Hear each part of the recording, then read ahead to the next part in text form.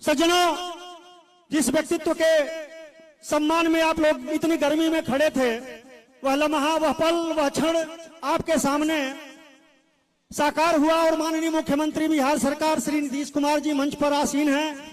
आपके साथ श्री अशोक कुमार चौधरी जी मंत्री और जनता दल यूनाइटेड के कार्यकारी अध्यक्ष हैं। आपकी भी उपस्थिति गरिमामय हुई है। इसके बाद कुचायकोट से राष्ट्रीय जनतांत्रिक गठबंधन के प्रत्याशी हमारे भाई अमरेंद्र कुमार पांडे, पप्पू पांडे जी भी मंच पर आसीन हैं और भोरे विधानसभा के जनता दल यूनाइटेड के समर्थित प्रत्याशी श्री सुनील कुमार जी भी मंच पर हैं और इस जनपद के माननीय सांसद श्री आलोक कुमार सुमन जी मंचासीन हैं।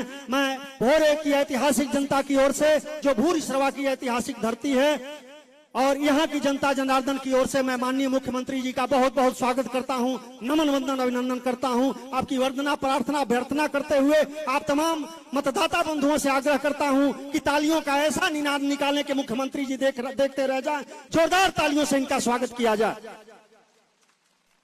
जो बंधु सड़क पर खड़े हैं, सड़क के किनारे खड़े हैं, मेरा आग्रह है, उनसे हमारी प्रार्थना है कि आप पंडाल में आ जाएं। बहुत तेज धूप है, अब कार्यक्रम आरंभ होने वाला है। हम सबसे पहले, जैसा कि निर्देश हुआ है कि माननीय मुख्यमंत्री जी का सम्मान हम करतल ध्वनि से करेंगे, न पुष्प गुच्छ देंगे, न माला पहनाएंगे। सुरक्षा व्यवस्था को और कोविड-19 को लेकर के जो एहतियात बरता गया है उसको मद्देनजर रखते हुए मैं सीधे अपने प्रत्याशी और आदरणीय सुनील कुमार जी, जो इसी विधानसभा की मिट्टी की उपज हैं, जिन्होंने एक प्रशासनिक सेवा जिनका अनुभव रहा है और वो हम लोगों के बीच प्रत्याशी के रूप में आए हुए हैं, मैं बिना किसी विशेष भूमिका के उनको आमंत्रित करता हूं कि आप आए और जनता जनार्दन की ओर से, विधानसभा की ओर से आदरणीय मुख्यमंत्री जी का इस्तकबाल करें, उनका सम्मान करें, उनका एहतराम करें। आदरणीय सुनील बाबू, लेकिन जोरदार ताली बजा करके आप सम्मान करें सुनील बाबू।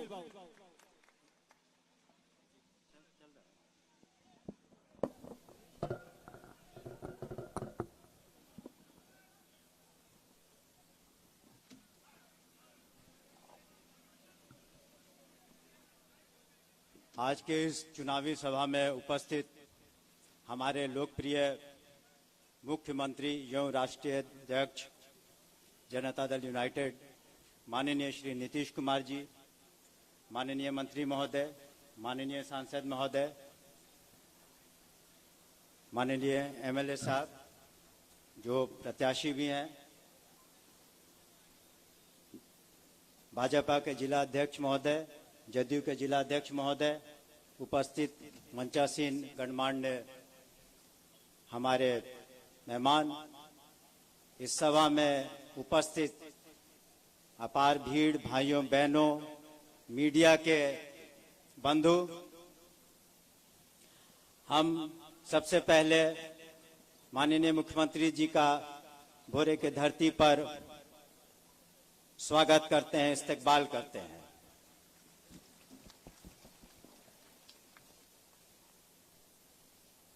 आज हम इस चुनावी मैदान में हैं, जहां एक तरफ एनडीए की सरकार माननीय मुख्यमंत्री की अगुवाई में है, जिनका काम सबके सामने है। पिछले 15 वर्षों में कई ऐसे उल्लेखनीय काम किए गए जिसकी गिनती करना मुश्किल है। अगर हम अपनी उंगलियों पर सभी योजनाओं को, इनकी नीतियों को गिनाने लगे तो हमारी उंगलियां थक जाएंगी। चाहे वो शिक्षा का हो, आधारभूत संरचना का हो, रोड हो, बिजली हो, पानी हो, शिक्षा हो, स्वास्थ्य हो, पर्यावरण हो, आपके घर घर तक पहुंचाने का पथ हो, हर क्षेत्र में इतना विकास हुआ है कि मैंने अपने चुनावी दौरे के दौरान, जब हम जनसंपर्क में लगे हुए हैं, तो जहां भी जाते हैं, जब भी पूछते हैं कि आपको क्या फायदा हुआ, तो हर महिला हो, पुरुष हो, हर जगह से आवाज आती है कि हमारे खाते में इस बार आपात स्थिति में पैसे पहुंचे, हमें अनाज मिला, वृद्धा पेंशन मिला, छात्रों को वजीफा मिला। तो इस तरह से तमाम न सिर्फ काम हुए, लेकिन आने वाले दिनों में भी तमाम संभावनाएं हैं विकास की। और सबसे बड़ी बात है विकास की कि हर व्यक्ति को इस विकास से जोड़ा गया है। वो अंतिम पायदान पर क्यों ना हो, लेकिन उसे भी जोड़ करके विकास की कड़ी में ऊपर पहुंचाने का भरपूर प्रयास किया गया है। और दूसरी बात है, जो लोग बोल रहे हैं कि हम शांति से रहते हैं, शांति से आप इसलिए रहते हैं क्योंकि कानून का राज है, विधि व्यवस्था ठीक है, सब जगह शांति है। और तभी तो मैंने भोरे की सड़कों में, साइकिल की तो बात भूल जाइए, साइकिल पे बच्चे जो स्कूल को जाते हैं, कई दिन से जा रहे हैं, सालों से, लेकिन इसी भोरे में हमने देखा महिलाओं को स्कूटर चलाते हुए, मोटरसाइकिल चलाते हुए। तो इसी से एक आपको अंदाजा लग सकता है कि कितने सुरक्षित लोग महसूस कर रहे हैं। इसके अतिरिक्त जो भी आपदा जब भी आती है, जब भी किसी तरह का बाढ़, सुखाड़ या अभी कोरोना काल में, महामारी के काल में जितनी भी सुविधा हो सकती है जनमानस को मिली है। और माननीय मुख्यमंत्री जी का निश्चय है कि आपदा की स्थिति में हर हालत में आपको सहायता मिलेगी, चाहे वो कोई भी हो। अगर हम बिहार का विकास चाहते हैं और बिहार को प्रगति के पथ पर ले जाना चाहते हैं, तो ये जरूरी है कि आप अपने मतों का प्रयोग सोच समझ के करें, क्योंकि दूसरी तरफ ऐसी विचारधारा है जो कानून के राज में कम विश्वास रखती है, जो विकास में कम विश्वास रखती है। अतः आप सभी से हमारा अनुरोध होगा कि एनडीए की सरकार को, माननीय मुख्यमंत्री के हाथों को मजबूत करें, अपना मत दे करके। अंत में अपनी बातों को समाप्त करना चाहता हूं। माननीय नीतीश कुमार जी जिंदाबाद, हाथ उठाकर कहें जिंदाबाद, जिंदाबाद, जिंदाबाद, जिंदाबाद, जिंदाबाद। बहुत बहुत धन्यवाद आदरणीय सुनील बाबू। और इसके बाद मैं सीधे सीधे भारतीय जनता पार्टी गोपालगंज जनपद के अध्यक्ष मान्यवर विनोद सिंह जी को आहूत करता हूं। आप आए और 2 मिनट में इस जनसभा को संबोधित करें। विनोद भाई। आज इस सभा के अध्यक्ष जी, संचालन कर रहे मित्र जितेंद्र जी, आज इस चुनावी सभा के मुख्य अतिथि बिहार के यशस्वी मुख्यमंत्री, विकास पुरुष आदरणीय नीतीश कुमार जी, मंच पर उपस्थित बिहार सरकार के मंत्री अशोक चौधरी जी, गोपालगंज के यशस्वी सांसद आदरणीय डॉक्टर आलोक कुमार सुमन जी, और हम सबों के लोकप्रिय प्रत्याशी सुनील कुमार जी, और मंच पर उपस्थित सभी नेतागण। मित्रों, आज चुनावी सभा है और जिस प्रकार से जनसमर्थन भोरे की जनता द्वारा सुनील कुमार जी को मिल रहा है, मुझे लगता है कि इस बार अब तक के चुनाव के रिकॉर्ड भोरे में इस बार टूटने वाला है। जिस प्रकार से बिहार में राजग सरकार ने विकास का काम किया है हमारे मुख्यमंत्री के नेतृत्व में, और मैं एक बात बताना चाहता हूं मित्रों आपको कि इस कोविड काल में जिस प्रकार से गरीबों की सेवा में हमारी सरकार ने दिन रात एक किया, और पूरे विश्व में कोविड में सबसे ज्यादा रिकवरी रेट बिहार का रहा है। ये हमारे लिए गर्व की बात है, हमारी सरकार के लिए गर्व की बात है। तो मित्रों, मैं सिर्फ आपसे एक आग्रह कर रहा हूं कि आप सब यहाँ पे जो विपक्षी पार्टी लड़ रही है, आज तक खून खराबा करते रही है, पूरे बिहार को बदनाम करने का काम की है, ऐसे प्रत्याशी के तरफ हम सबों को देखना भी नहीं है। और मन में एक बार जो 15 साल से राजग सरकार ने जो विकास किया है, यही भोरे की सड़कें कभी चलने लायक नहीं हुआ करती थी, आज हम सब सर पर दौड़ रहे हैं। इसको ध्यान में रखते हुए किसी भी प्रकार का भेदभाव अगर दिल के अंदर हो, उसको मिटा करके अपने लोकप्रिय प्रत्याशी सुनील कुमार जी को भारी मतों से विजयी बनाएं और आदरणीय नीतीश कुमार जी को बिहार के मुख्यमंत्री पद पर पुनः आसीन करें। धन्यवाद। जय हिंद, जय भारत, जय एनडीए। भारतीय जनता पार्टी के अध्यक्ष विनोद सिंह जी के बाद मैं सीधे सीधे इस जनपद के सांसद आदरणीय आलोक सुमन जी को आहूत करता हूं, आमंत्रित करता हूं। आप अपनी बात रखें।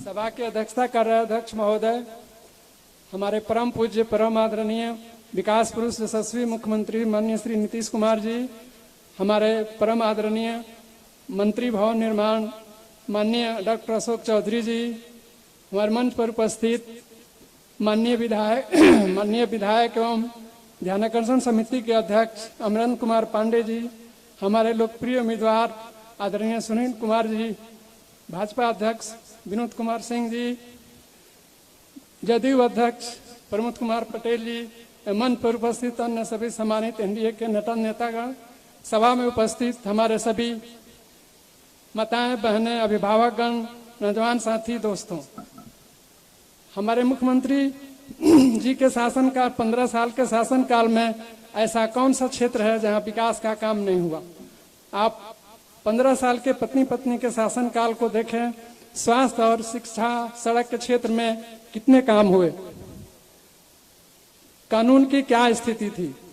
जब 2005 में एनडीए की सरकार बनी और हमारे माननीय मुख्यमंत्री जी ने नेतृत्व संभाला तो कानून का राज स्थापित किया, लोगों में डर का माहौल को खत्म किया, समाज में अमन भाईचारा का वातावरण स्थापित किया और समाज के हर क्षेत्र में विकास का कार्य किया गया। सड़कें हजारों किलोमीटर बनी, पुलों का निर्माण हुआ और ये तय की गई कि 6 घंटे में बिहार के किसी भी कोने से पटना तक पहुंचा जा सके। वो लक्ष्य को पूरा किया गया। अभी लक्ष्य हम लोगों की 5 घंटे की है। महिला सशक्तिकरण की बात हो तो जन्म काल से लेकर वृद्धावस्था तक कन्या उत्थान योजना के तहत 2000 रुपए बच्चियों को दिया जाता है जन्म के वक्त, फिर आधार कार्ड से जुड़ने पर 3000 रुपए, फिर 1 साल के अंदर टीकाकरण का कालचक्र पूरा होने पर 4000 रुपए, फिर बच्चियों जब स्कूल जाती हैं तो पोशाक योजना, साइकिल योजना, महिलाओं को 50% आरक्षण, पंचायती राज में 35% आरक्षण, नौकरियों में वृद्धावस्था पेंशन, पारिवारिक लाभ योजना, महिला सशक्तिकरण के तहत 10 लाख जीविका समूह के तहत 1 करोड़ 20 लाख महिलाओं को जोड़ने का काम हुआ। हर घर में 7 निश्चय के तहत हर घर में बिजली पहुंचाई गई, पानी पहुंचाई गई, सड़क का निर्माण हुआ, नली गली की योजना हुई। अभी जब हमारे माननीय मुख्यमंत्री जी पुनः आप सब आशीर्वाद देंगे हम लोगों को, माननीय मुख्यमंत्री जी को, तो 7 निश्चय 2 के तहत बिहार को विकसित बिहार और स्वावलंबी बिहार बनाना है।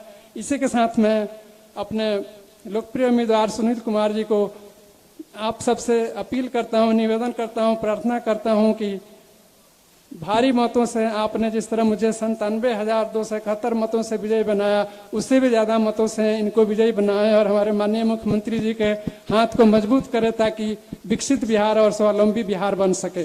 जय हिंद, जय भारत, जय नीतीश, जय बिहार। बहुत बहुत धन्यवाद सांसद महोदय।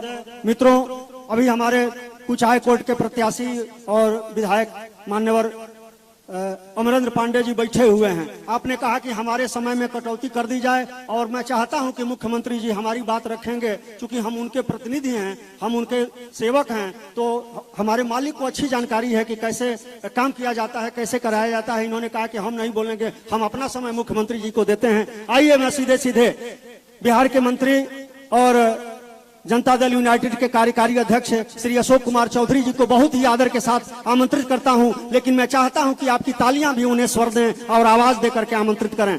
आदरणीय चौधरी जी। भोरे की इस चुनावी सभा में उपस्थित पार्टी के राष्ट्रीय अध्यक्ष और बिहार के यशस्वी मुख्यमंत्री परम आदरणीय श्री नीतीश कुमार जी, मंच पर उपस्थित पार्टी के हमारे सम्मानित एनडीए के उम्मीदवार माननीय सुनील जी, मंच पर उपस्थित आप लोगों के सांसद जिनको आप लोगों ने अभी लोकसभा के चुनाव में भारी मतों से जिताने का काम किया, आदरणीय डॉक्टर आलोक जी, मंच पर उपस्थित कुचाई कोट के हमारे सम्मानित विधायक अमरेंद्र पांडे जी, जदयू, भारतीय जनता पार्टी, हम और वीआईपी के सभी सम्मानित नेतागण जो मंच पर उपस्थित हैं और यहाँ पर उपस्थित सभी हमारे सम्मानित मतदातागण। साथियों, 15 वर्ष पूर्व आपके प्यार और आशीर्वाद से माननीय नेता ने इस प्रदेश की बागडोर संभाली थी और 15 वर्ष के अपने शासनकाल में सामाजिक समरसता के साथ इस बिहार को विकास का एक नया आयाम देने का काम किया। 15 वर्ष पूर्व की जो शासनें थी इस प्रदेश में, किस तरह से इस प्रदेश में जातीय उन्माद अपने चरम पर था, किस तरह से इस प्रदेश में 118 नरसंहार हुए थे, किस तरह से इस प्रदेश में धार्मिक उन्माद अपने प्रकाष्ठा पर था। माननीय नेता ने इस प्रदेश की बागडोर संभालने के बाद न सिर्फ बिहार का विकास किया बल्कि सामाजिक समरसता के साथ इस बिहार को आगे ले जाने का काम किया। जिस बिहार को 15 साल में लोगों ने तार तार करने का काम किया, उस बिहार को एकजुट करके, चाहे इस प्रदेश के दलित हो, अति पिछड़ा हो, अगड़े जाति के लोग हो, महिलाओं हो, युवाओं हो, सबको एक साथ एक सूत्र में बांधने का काम किया। इस प्रदेश के किसानों को सशक्त और मजबूत करने के लिए, उनकी आमदनी बढ़े, उसके लिए कृषि रोड मैप 1, कृषि रोड मैप 2 और कृषि रोड मैप 3 के माध्यम से जहां पर धान की खेती 60,000 लाख मीट्रिक टन होती थी, वहां 1,80,000 मीट्रिक टन कराने का काम किया। जहां गेहूं की खेती इस प्रदेश में 80 लाख मीट्रिक टन होती थी, उसको तिगुना बढ़ाने का काम किया। किसानों की आमदनी को बढ़ाने का काम किया। प्रदेश में शिक्षा के क्षेत्र में जिनका शासनकाल 15 वर्ष पहले का था, उस प्रदेश में चरवाहा विद्यालय बनाते थे और माननीय नेता ने इस प्रदेश में engineering college, medical college, ITI, ANM संस्थाओं का निर्माण कराया। इस प्रदेश में शिक्षण संस्थाओं का निर्माण कराया और जो बड़ी आबादी इस प्रदेश में युवाओं की है, उसको सशक्त और शिक्षित करने का प्रयास किया है। इसीलिए आइए ऐसे नेतृत्व को ताकत देने का काम करें जिसने इस प्रदेश की जो वानगी है, जो समरसता है, उसको जोड़ करके इस प्रदेश को आगे ले जाने का काम किया है। इसीलिए आपसे आग्रह और अपील करते हैं कि पुनः इस प्रदेश में NDA का सरकार बनाइए, नीतीश जी को ताकत देने का काम करिए, जिससे जो हमारी युवा पीढ़ी है वो शिक्षित हो सके, जो हमारी नस्ल को, जो हमारी पीढ़ी को आगे बढ़ाना चाहता है, उसको ताकत देने का काम कीजिए। बहुत बहुत धन्यवाद। जय बिहार, जय नीतीश कुमार। बहुत बहुत धन्यवाद मंत्री आदरणीय अशोक कुमार चौधरी साहब। किसी शायर ने लिखा है कि हजारों साल नरगिस अपनी बेनूरी पर रोती है, बड़ी मुश्किल से होता है चमन में दीदावर पैदा। सज्जनों, कौटिल्य ने भी कहा कि जब जनता सौभाग्यशालिनी होती है तो अच्छा शासक मिलता है, और हम सब गौरवशाली हैं कि हमें एक ऐसा मुख्यमंत्री मिला जिसने बिहार को बदहाली से निकाल करके बुलंदी के उस मुकाम तक पहुंचाया, जिसने दुनिया के अर्थशास्त्रियों की अवधारणा को तब्दील कर दिया, और न केवल प्रकृति के प्रति, पर्यावरण के प्रति, बल्कि सामाजिक सरोकारों के प्रति भी जो संजीदा हैं, संवेदनशील हैं। ऐसे आदरणीय मुख्यमंत्री नीतीश कुमार जी को मैं आहूत कर रहा हूं, आमंत्रित कर रहा हूं, दावते माइक्रोफोन दे रहा हूं, लेकिन चाहता हूं कि तालियों का ऐसा निनाद निकालें, ऐसा स्वर निकालें कि चिरकाल तक माननीय मुख्यमंत्री जी की जान में बनी रहे। आदरणीय मुख्यमंत्री जी।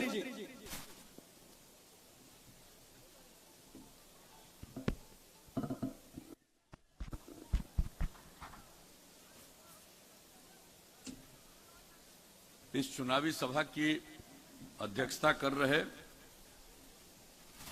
जनता दल यू के गोपालगंज जिला अध्यक्ष प्रमोद पटेल जी, संचालनकर्ता श्री जितेंद्र द्विवेदी जी,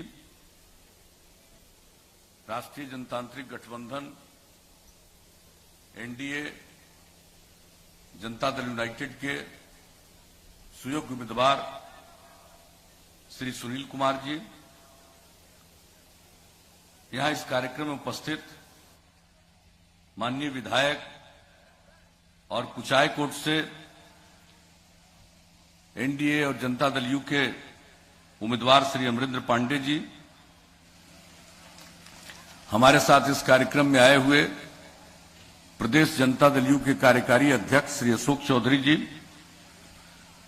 हमारे गोपालगंज के माननीय सांसद भाई डॉक्टर आलोक कुमार सुमन जी, गोपालगंज जिला भारतीय जनता पार्टी के अध्यक्ष श्री विनोद कुमार सिंह जी, गोपालगंज जिला विकासशील इंसान पार्टी के अध्यक्ष श्री विनोद सहनी जी, गोपालगंज जनता दल यू के जिला संगठन प्रभारी राजन मिश्रा जी, भारतीय जनता पार्टी के जिला उपाध्यक्ष श्री विवेकानंद पांडे जी, भोरे प्रखंड के जदयू अध्यक्ष बिंद सिंह जी, कटैया के प्रखंड अध्यक्ष नंदलाल मौर्य जी, विजयपुर के प्रखंड अध्यक्ष सत्येंद्र राय जी, भारतीय जनता पार्टी के मंडल अध्यक्ष श्री सोनूलाल श्रीवास्तव जी,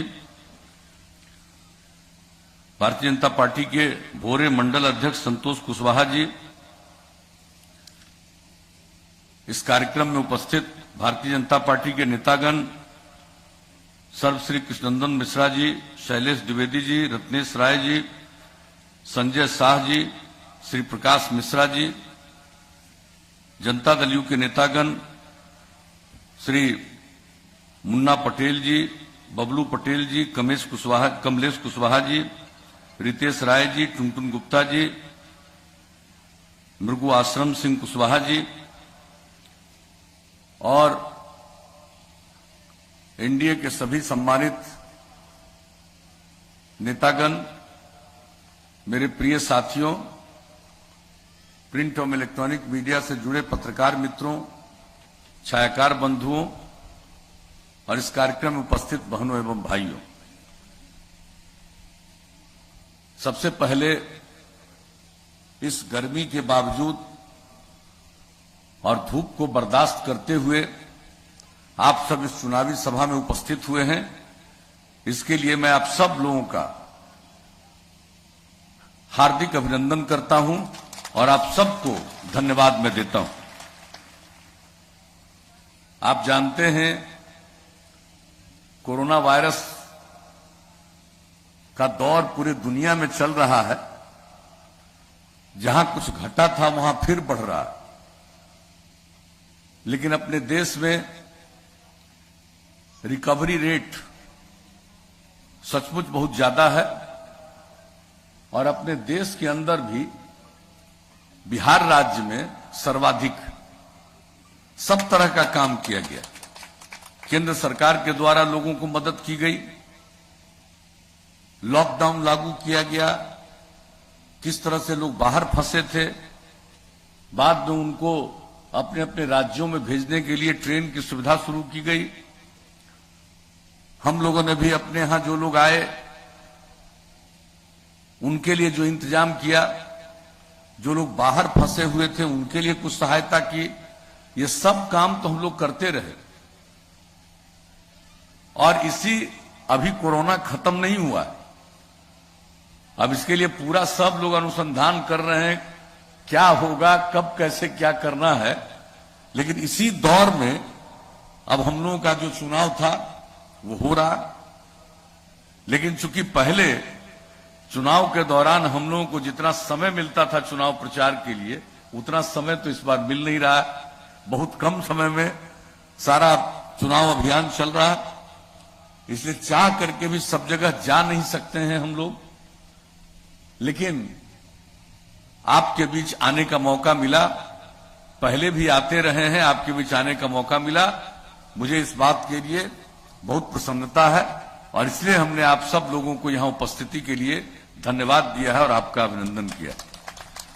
और एक बात जान लीजिए, हम लोगों ने बिहार के विकास के लिए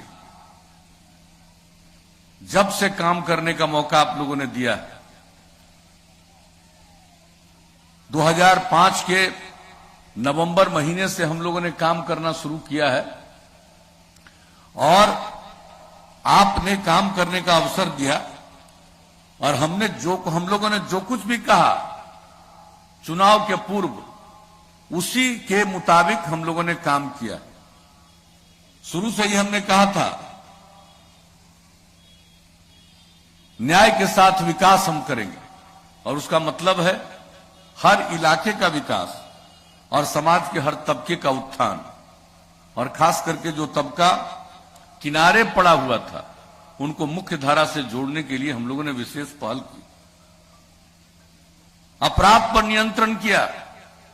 क्या स्थिति थी, लोगों को 15 साल काम करने का मौका मिला था, पति पत्नी राज, और क्या हाल था, शाम होते ही लोग घर से बाहर निकलने की हिम्मत नहीं करते थे। कितनी घटनाएं घटती थी, किस तरह से सामूहिक नरसंहार होता था, लोगों के शोषण के लिए किस तरह से अपहरण होता था। ये क्या घटना नहीं घटती थी। लेकिन हम लोगों ने कहा था कानून का राज कायम करेंगे, जंगल राज से खात्मा होगा, और हम लोगों ने कानून का राज कायम किया। और आज तो मुझे खुशी है कि इस क्षेत्र में कानून का राज कायम करने में जो हमारे पुलिस बल की भूमिका रही है, लोगों ने मेहनत से काम किया। आज हमें खुशी है कि डीजी रैंक से रिटायर होने के बाद आज उन्होंने भी आपकी सेवा करने का मौका प्राप्त करने की कोशिश की है। सुनील जी को मैं इसके लिए विशेष तौर पर बधाई देता हूं। और कितना इस आदमी, इन्होंने भी कितना मेहनत किया, सबको मालूम है। ये लोग आपके गांव गांव घर घर जाते हैं कि एक बात आप जानते हैं, लेकिन किस तरह से इस बिहार में अपराध को कितना कम किया गया। आप जानते हैं केंद्र सरकार के द्वारा हर वर्ष हर राज्यों के बारे में आंकड़े प्रकाशित किए जाते हैं। जो 2018 में आंकड़ा प्रकाशित किया गया राष्ट्रीय अपराध अभिलेख ब्यूरो के द्वारा, 2018 का जो सबसे हाल का वही प्रकाशित हुआ केंद्र के द्वारा। और उसके मुताबिक अब जो पहले अपराध का जो बुरा हाल था, अब अपराध इतना घट गया है कि बिहार का स्थान देश में इतनी बड़ी आबादी के बावजूद 23वां स्थान है। आप समझ लीजिए। लेकिन कुछ लोग हैं जो अपना बोलते रहते हैं, कुछ लोगों को बोलने की आदत है, कुछ भी बोलो। लेकिन जो हम लोगों ने इसके लिए काम किया, आज जो स्थिति हुई, समाज में प्रेम का, भाईचारे का, सद्भावना का माहौल पैदा करने की हम लोगों ने कोशिश की। हर तरह से काम किया, विकास का काम किया। क्या हाल था, कैसा हाल चलता था बिहार का, यह किसको मालूम नहीं है।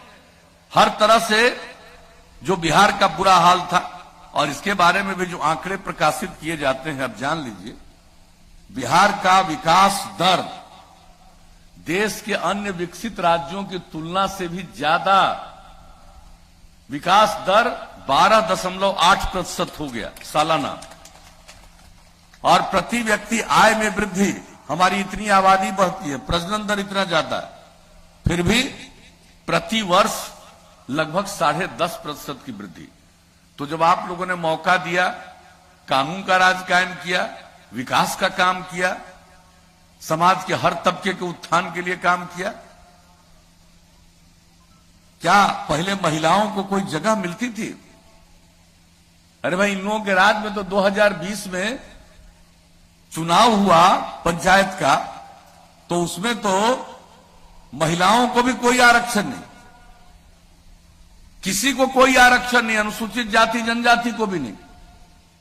और बताइए, जब हम लोगों को मौका मिला तो सबसे पहला हम लोगों ने अध्यादेश जारी किया, उसके बाद उसको कानून में बदला, और बिहार में 2006 में पंचायती राज चुनाव कराया, और उसके अगले साल नगर निकायों में हम लोगों ने महिलाओं के लिए 50% आरक्षण का प्रावधान किया।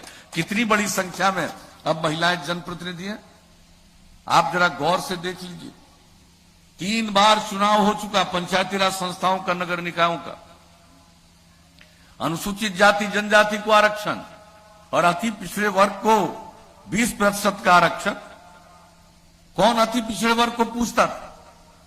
वोट लोग लेते रहते थे, मौका मिला राज करने का, लेकिन इज्जत कभी नहीं। और ये जो किस तरह का माहौल पूरे बिहार में बनाते थे, यही गरीब गुरबा लोग के कंधा पर बंदूक रख करके लोग चलवाते थे। और जब इन लोगों के लिए जनप्रतिनिधित्व का अवसर मिला, तो अब कोई भी अपना कंधा देने को तैयार नहीं है कि उस पर रख करके कोई बंदूक चलाएगा।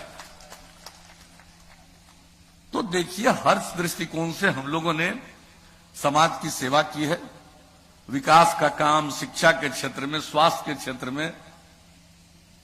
अब जो हम लोगों ने महिलाओं के, लड़कियों के लिए जो काम किया, पोशाक योजना की शुरुआत की, मिडिल स्कूल में संख्या बढ़ने लगी। साइकिल योजना की शुरुआत की, हाई स्कूल में संख्या बढ़ने लगी। बाद में तो 2 साल के बाद 10 से हमने लड़कों के लिए भी साइकिल योजना की शुरुआत करा दी। लेकिन आप जानते हैं, अब लड़कियों की संख्या लड़कों के बराबर हो गई। और जब हम लोगों को काम करने का मौका मिला था तो उस समय हमने आकलन करवाया, 9वीं क्लास में लड़कियों की संख्या पूरे बिहार में, इतनी बड़ी आबादी का राज्य, 1,70,000 से भी कम लड़कियों की संख्या, और अब लड़का लड़की की संख्या बराबर। इस बार जो मैट्रिक की परीक्षा हुई उसमें लड़की की संख्या लड़कों से थोड़ा ज्यादा ही हो गई। अब सोच लीजिए कितना बड़ा परिवर्तन हुआ है शिक्षा के क्षेत्र में। और ये तो हम बात आपको मिडिल स्कूल और हाई स्कूल की कर दिए, लेकिन प्राइमरी स्कूल में भी, प्राथमिक विद्यालयों में भी बहुत बड़ी आबादी के परिवार के बच्चे बच्चियों को स्कूल जाने का मौका नहीं मिलता था। हमने उसका आकलन करवाया कि आखिर ये कौन बच्चे हैं जो स्कूल नहीं जा पाते हैं, बच्चियां हैं। तो पता चला कि महादलित परिवार के हैं और अल्पसंख्यक समुदाय के हैं। उनको बाहर ही पढ़ा करके स्कूल भेजने का हम लोगों ने टोला सेवक का तालीमी मरकज स्वयं सेवक के माध्यम से किया, और उसका कितना बड़ा अंजाम। अब कोई स्कूल से बाहर नहीं है, आधा प्रतिशत से भी कम। यह स्थिति हम लोगों ने एक एक क्षेत्र में किया। क्या हाल था अस्पताल का जब हमने उसका आकलन किया और देखा कि भाई एक प्राथमिक जो हम लोगों का संस्थान है जहां इलाज होता है, प्राथमिक स्वास्थ्य केंद्र, वहां पर एक महीने में 39 लोग जाते थे उन लोगों के राजपाट में। आप सोच लीजिए, सरकारी क्षेत्र में लोगों के इलाज का भी कोई प्रबंध नहीं।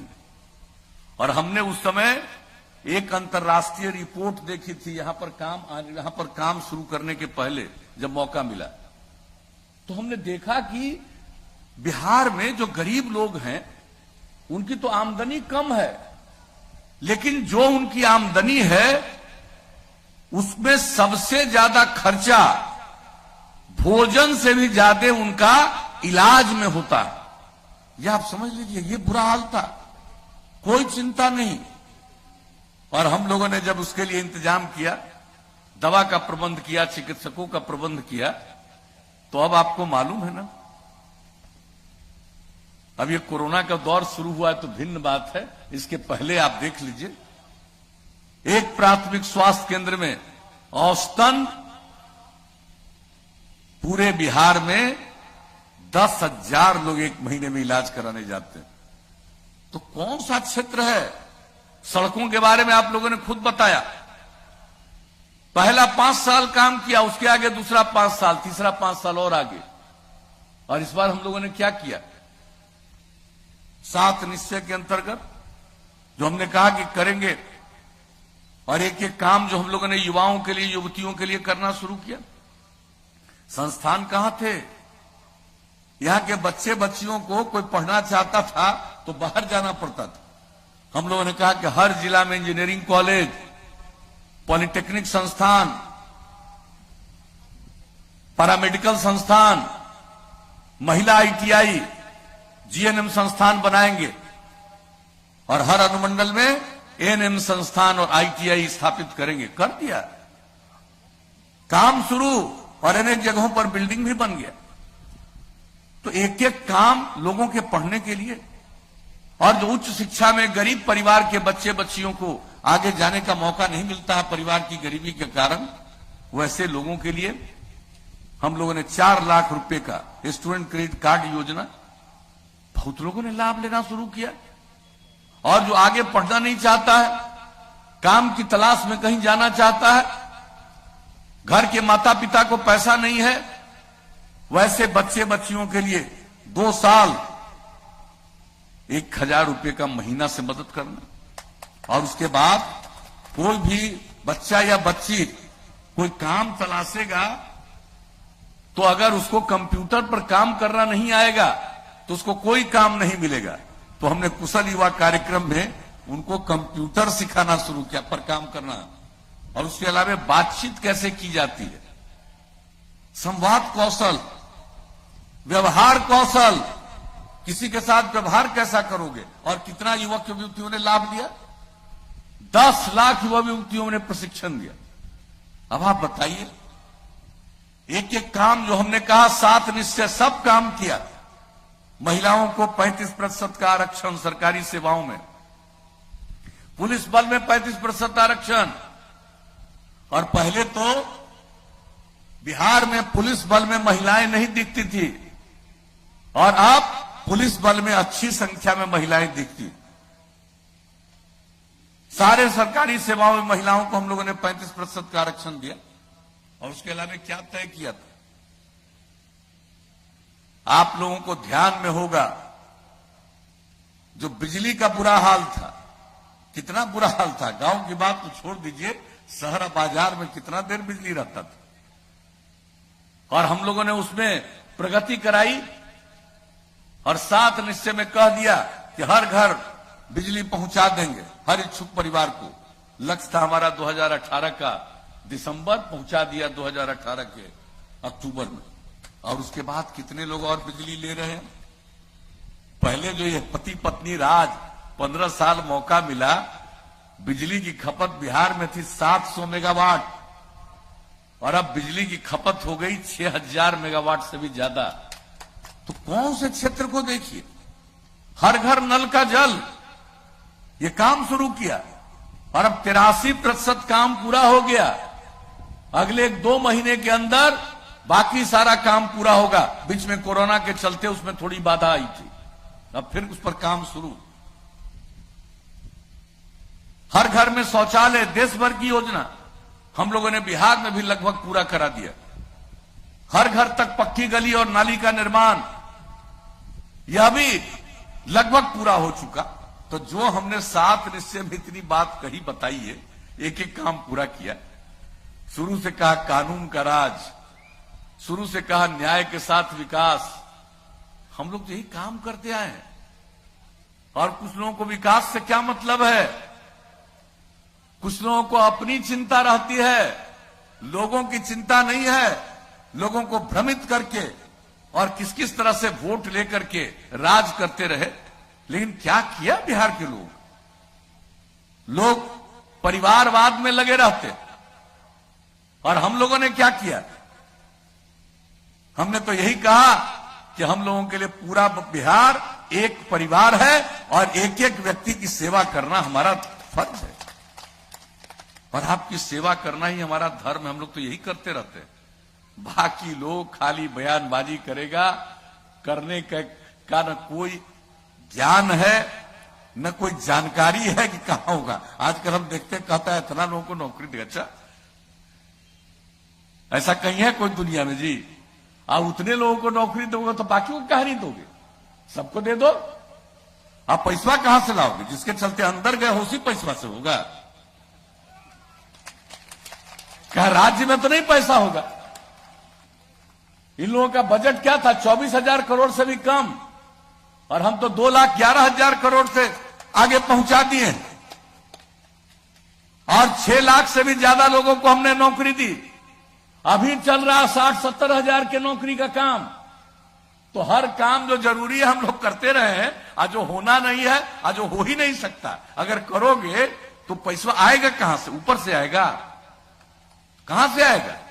कि नकली नोट मिलेगा? क्या मिलेगा? यह रेलवे से आएगा? कहां से आएगा? लोगों को किसी चीज का एहसास नहीं है। मैं आपको बता देता हूं, अब भ्रमित होने की जरूरत नहीं है। एक एक काम करके किस तरह से प्रगति के रास्ते पर हम लोगों ने बिहार को आगे बढ़ाने की कोशिश की है। और अब आगे मौका दीजिएगा तो जान लीजिए, हमको तो जो दिखता है कि अब आगे और क्या करना है, उसी के बारे में हम बोलते हैं। अब आगे मौका दीजिएगा तो आप जानते हैं कि हम हर घर बिजली पहुंचा दिए। आप हर गांव में हम लोग आपको पहुंचाएंगे, रात में भी रोशनी रहे। हर गांव में सोलर स्ट्रीट लाइट, सौर ऊर्जा से पूरे सब जगह, सारे जगहों पर हम लोग वो बिजली पहुंचा देंगे। ताकि अपने घर का बिजली जलाइएगा, अब बाहर उजाला रहेगा। तो ये हमारे करने का हम लोगों का मन है, यही संकल्प है, यही निश्चय है। तो ये तो करेंगे ही। इसके अलावे आप जान लीजिए, गांव में इतना काम किया, ये सब का अनुरक्षण, ये नहीं कि अब नल का जल पहुंचा देंगे, कोई भी चीज करेंगे, लेकिन हर चीज की देखभाल। और दूसरी बात है, शहर का भी और गांव का भी पूरा साफ सफाई, ताकि पर्यावरण संरक्षित रहे, किसी को कोई तबीयत खराब न हो। ये सब काम आगे का हमारा लक्ष्य है।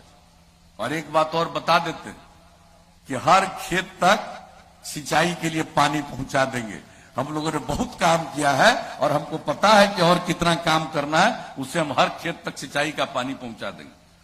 कोई सूखे वगैरह का असर यहां नहीं पड़ने वाला है। तो अगर मौका दीजिएगा तो ये सब काम तो करेंगे ही। और गांव में तो हर गांव को सड़क से जोड़ ही रहे हैं। अब इसके आगे मौका दीजिएगा तो कई गांवों को जोड़ते हुए महत्वपूर्ण रास्ते पर पहुंचाने के लिए, महत्वपूर्ण जगहों पर पहुंचाने के लिए और अब इसके आगे सड़क बनवाना शुरू करेंगे। और शहर और बाजार में जो सड़क है उसमें बाईपास बनवाएंगे। अब बाईपास की जगह नहीं मिलेगी तो ऊंचे ऊपर से फ्लाईओवर बनवाएंगे। तो ये सब काम हम लोगों ने सोच लिया है। हर चीज हम लोग इसी तरह से करेंगे। और एक बात और बता देते हैं, स्वास्थ्य के लिए तो हम लोग काम करते हैं और करेंगे। और जो नई टेक्नोलॉजी, अब खाली कंप्यूटर पर काम करने से काम नहीं होगा। अब इतनी टेक्नोलॉजी आ गई है कि सब टेक्नोलॉजी के लिए यहां के युवक युवतियों को हम लोग प्रशिक्षण देंगे, हर जिले में संस्थान चला करके। और इसके लिए अलग डिपार्टमेंट बना के चलेंगे और सबको सिखाएंगे, ताकि उनको मालूम रहे तो उसको और काम मिलेगा और दूसरे को भी काम देने की स्थिति में लोग आएंगे। और गांव गांव तक इन चीजों को पहुंचाएंगे। इलाज के लिए भी उसका लाभ लीजिएगा।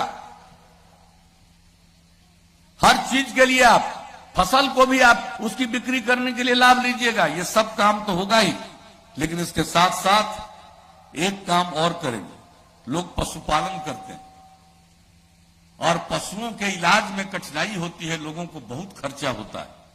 तो हमने सोच लिया है कि 8 से 10 पंचायत में एक पशु चिकित्सालय बनाएंगे और हर गांव को नई तकनीक से जोड़ते हुए अगर किसी का जानवर भी बीमार पड़ेगा तो तुरंत उसकी सूचना देंगे, उसका इलाज होगा और उसके इलाज में जो खर्चा लगेगा वो पूरा का पूरा दवा राज्य सरकार देगी।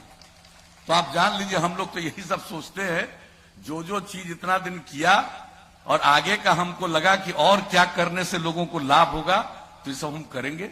और केंद्र सरकार की तरफ से भी बहुत सारा काम गरीबों के कल्याण के लिए, सिर्फ कोरोना में ही नहीं, इसके अलावे और जो काम किया गया, किसानों को जो 6,000 रुपये का मदद देना, अनेक प्रकार की योजनाएं, और हम लोगों से जो भी संभव है ये काम कर रहे हैं।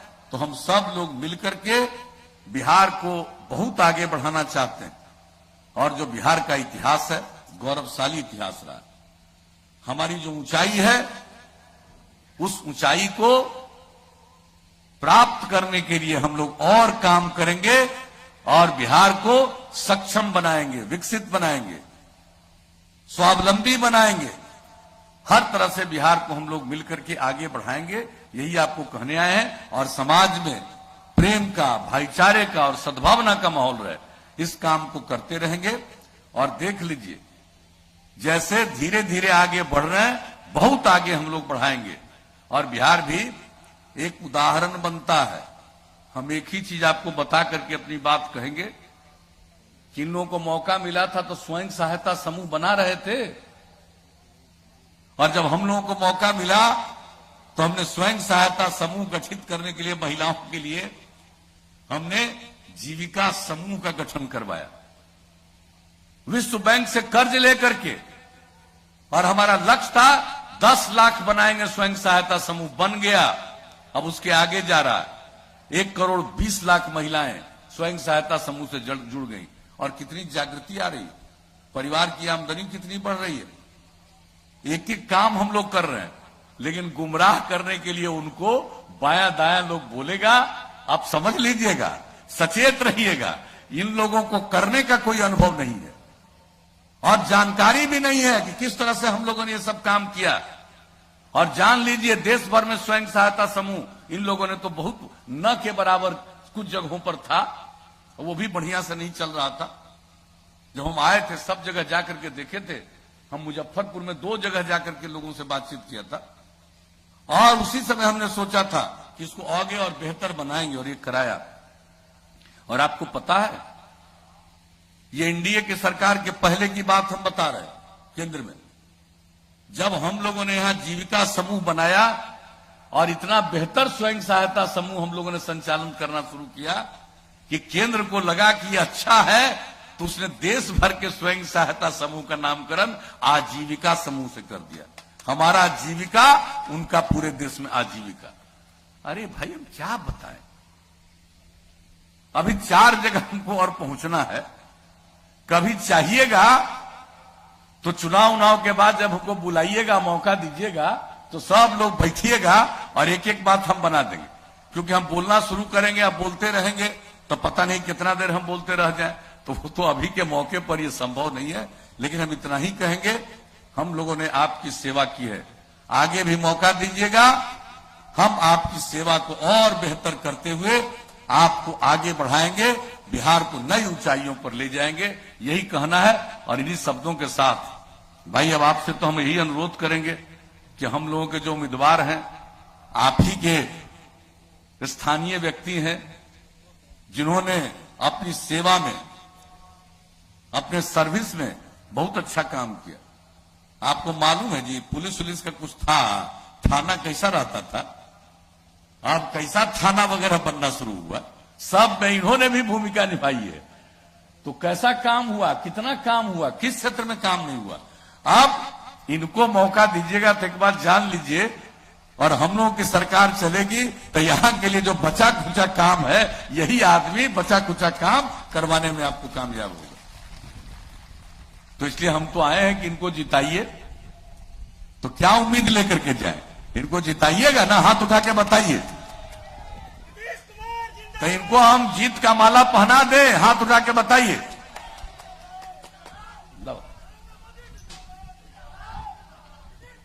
नीतीश कुमार जिंदाबाद, नीतीश कुमार जिंदाबाद, अमरिंदर पांडे जिंदाबाद, अमरिंदर पांडे जिंदाबाद। तो आप लोगों ने अवसर दिया, आप लोगों ने सहमति दी और माला जीत का पहना दिया। अब आपको देखना है, इनको भारी वोट से विजयी बनाइए। और इसी मौके पर हमारे कुचाय घोट के भी प्रत्याशी आए हुए हैं, उनके लिए भी हम लोगों ने, कुचाय कोट के भी अपने उम्मीदवार भाई अमरिंदर पांडे जी को भी हमने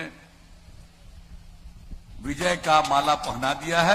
तो इन्हीं शब्दों के साथ मैं आप सबको पुनः हृदय से धन्यवाद देता हूं, आपका अभिनंदन करता हूं और अब आगे दूसरे स्थान पर जाने की आप सबसे इजाजत लेता हूं। जिंदाबाद जिंदाबाद जिंदाबाद जिंदाबाद।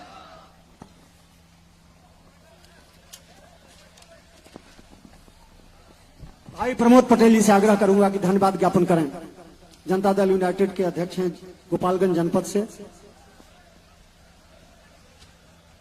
आज चुनावी सभा में आए हुए जनता दल के राष्ट्रीय अध्यक्ष, लोकप्रिय विकास पुरुष मुख्यमंत्री आदरणीय श्री नीतीश कुमार जी का हम अभिनंदन और स्वागत करते हैं।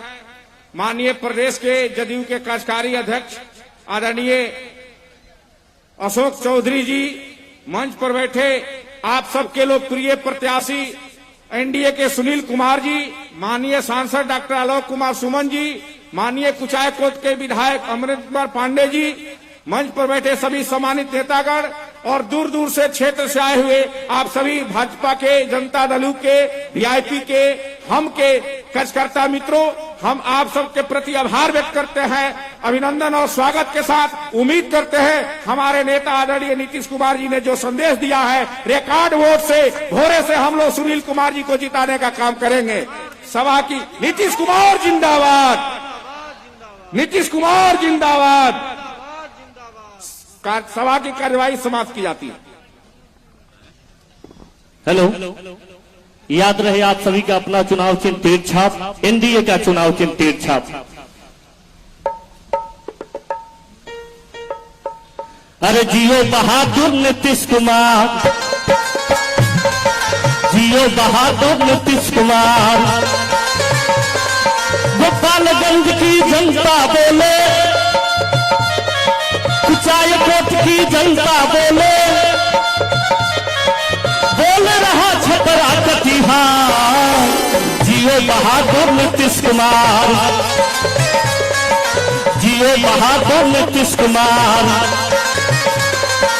घोरे की ये जनता बोले, कुचायकोट की जनता बोले, बोल रहा छपरा कटिहार, जियो बहादुर नीतीश कुमार, जियो बहादुर नीतीश कुमार।